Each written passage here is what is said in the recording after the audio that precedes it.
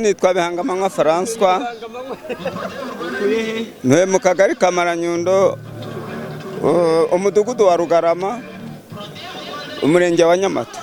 Mbona ururwa ruyaga neza wisigire Njyewe se ikibazo mfite ubu ni kubera ko perezida niwe tumye nyaka ndunda umurwayi urabibona namugaye amaguru n'amaboko. Hanyuma ndagira ngo umwe bwa butuma bwa butumwa nshaka kuguha rukugenda ukamunshimira ukamubwira ngo umusaza witwa Bihangamanywa mfite imyaka 62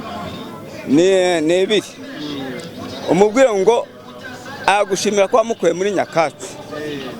Ikindi tumwamuhaye za inka, ikindi mutanga amafaranga y'abasaza mwabakuye mu bwigunge rwose ataragushimira ko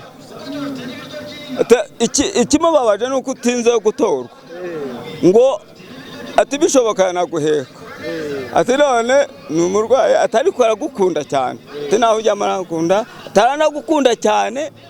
Abanyarwanda bose ba Nyamata uti baragukunda kubera yuko wabakuye mu bishorobwa kandi ukabagirira neza. Dufite abana bacu biga neza ubu nta kibazo bagifite uti rwose aragukunda ati kimubabaje nuko ati itariki bakugeneye nizigera ati twese tugufitiyeho icyizere. ese muze waguha amahirwe yo kwicarana na nyakubahwa perezida wa repubulika ni ijambo riri ku mutima wawe tumubwira n'ikindi burya reka nkubwire rero ikindi ku mutima ni ukubera ko njye nabaho sinigeze mba mu nzu y'ibati ariko kugeza ubu ndi mu ibati urumva.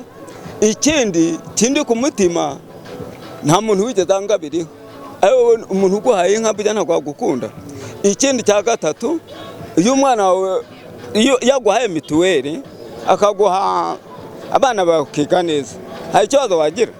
Gusa icyo nkunda ni ukuvuga ngo njyewe ugende umunshimire umubwire ngo umusaza utuye mu kagari ka Maranyundo umudugudu wa Rugarama ngo aragukunda cyane.